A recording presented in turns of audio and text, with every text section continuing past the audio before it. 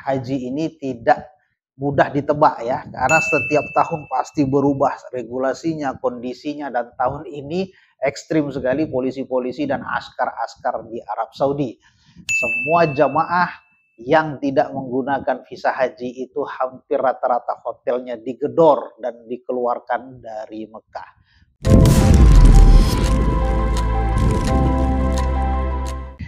Bismillahirrahmanirrahim. Assalamualaikum warahmatullahi wabarakatuh. Sahabat Abu Sidah yang dimuliakan Allah Subhanahu wa taala.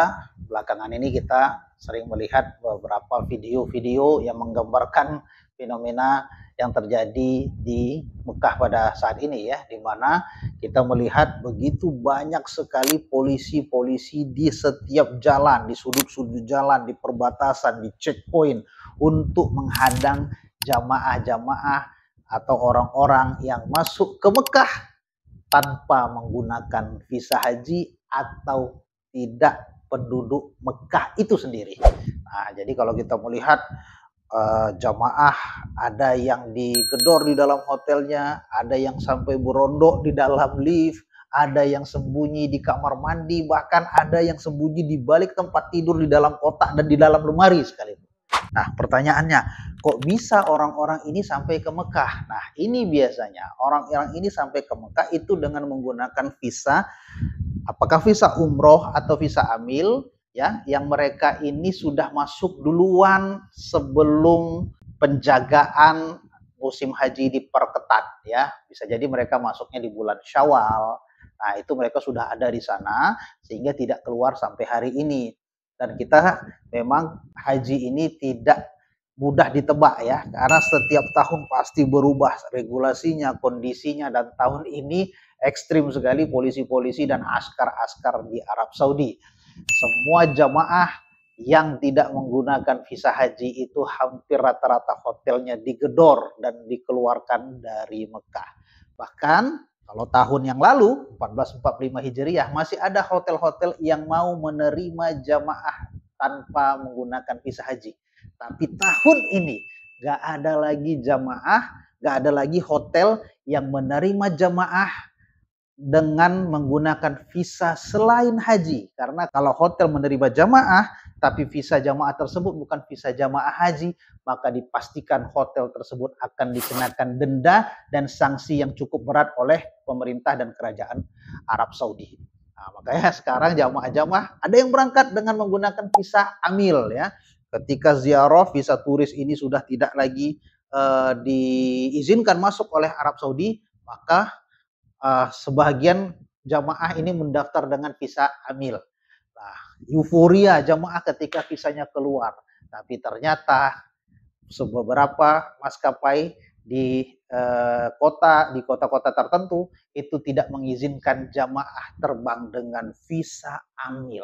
Kenapa? Karena visa amil ini sendiri sebenarnya kita sudah tahu banyak orang yang menggunakan visa amil ini adalah karena mau haji, bukan mau kerja. Mereka mau haji. Jadi di Bandara Soekarno-Hatta itu ya tergantung keberuntungan lah. Ada yang jamaah dengan menggunakan visa amil tapi bisa berangkat, ya. Ada juga menggunakan visa amil nggak bisa berangkat. Tergantung bagaimana pintar-pintar Anda untuk bisa meloloskan supaya Anda bisa berangkat. Nah, kemarin ya beberapa hari yang lalu saya juga ditelepon oleh beberapa orang untuk meloloskan jamaah dengan menggunakan visa amil melalui Bandar Udara Kuala Lumpur. Nah, cuman saya sampaikan apa adanya.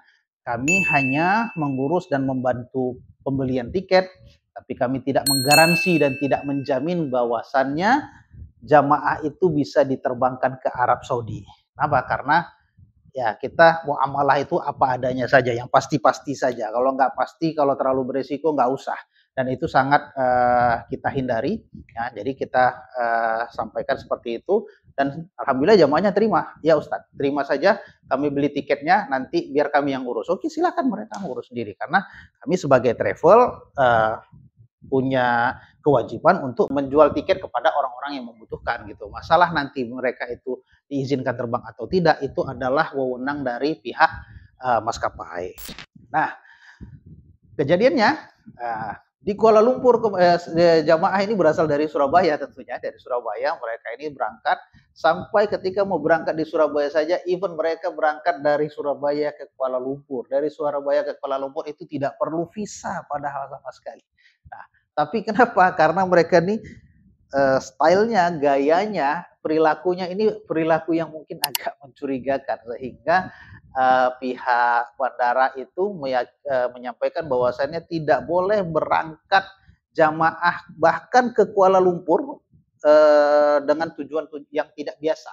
Ya, mereka berangkat ke Kuala Lumpur itu tidak rutin. Nah, jadi ketika dicek mereka langsung di reject. Bahkan ke Kuala Lumpurnya pun di reject.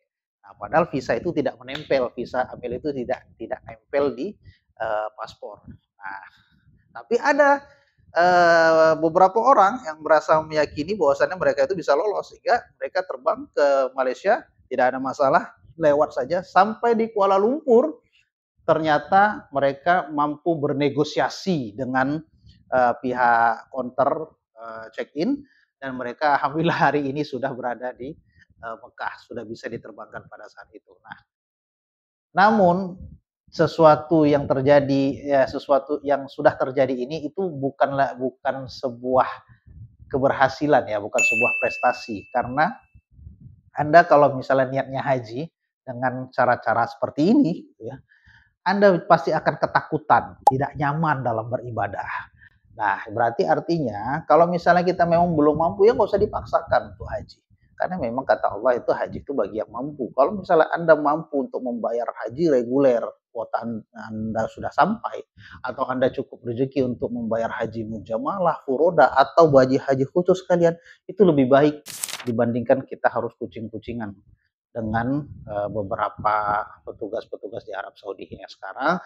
Jamaah-jamaah yang berangkat dengan visa ambil itu juga sampai ke Mekah tapi kondisinya sangat-sangat tidak nyaman, tidak tenang. Kenapa? Karena setiap bunyi sirine terdengar ada kekhawatiran dan kegaduhan di dalam hati, jangan-jangan ini digedor kamarnya, jangan-jangan nanti saya ditangkap, jangan-jangan ini. Jadi sangat tidak nyaman ketika kita menunggu prosesi haji pada ketika kita tidak menggunakan legalitas yang resmi. Nah, makanya terjadilah berita-berita ada yang diciduk di kamar mandi segala macam kita lihat. Nah, itu memang tahun ini mungkin ya, saya juga tidak paham, mungkin ada bonus khusus dari kerajaan Arab Saudi bagi siapa yang menangkap jamaah-jamaah dengan visa non haji ini itu dapat bonus dari kerajaan atau dari pemerintah sehingga askar-askar di sana tuh gencar sekali untuk menangkapin jamaah-jamaah dengan visa non haji. Bahkan kemarin sempat itu Masjidil Haram, Masjid Nabawi itu ditutup ketika mau keluar itu diperiksain identitasnya satu persatu.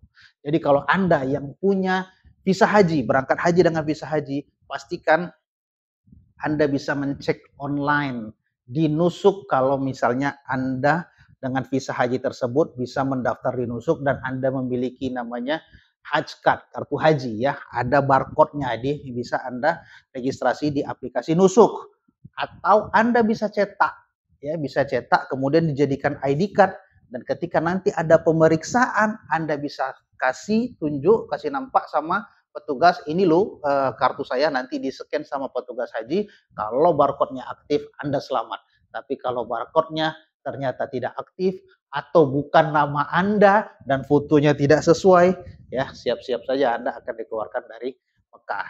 Bahkan kemarin kami melihat video ada yang mencetak ikoma ya, ada yang mencetak bisa mencetak ikoma. Ikoma itu artinya KTP. Nah, kalau di sini kita buat KTP, nah dicetak mereka punya mesin cetak ikoma.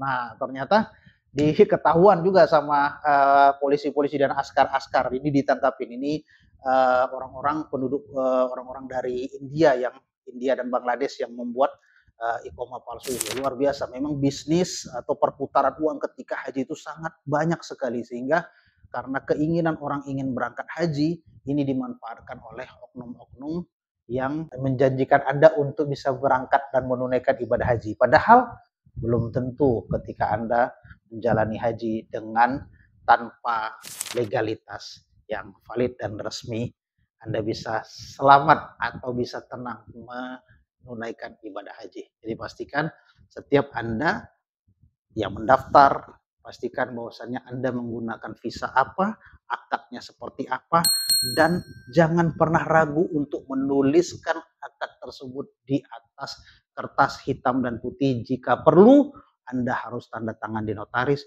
supaya Anda diamankan dari akad-akad yang tidak sesuai nantinya ketika perjalanan atau proses haji ini berlangsung. Demikian, terima kasih. Demikian tips dari kami. Assalamualaikum warahmatullahi wabarakatuh.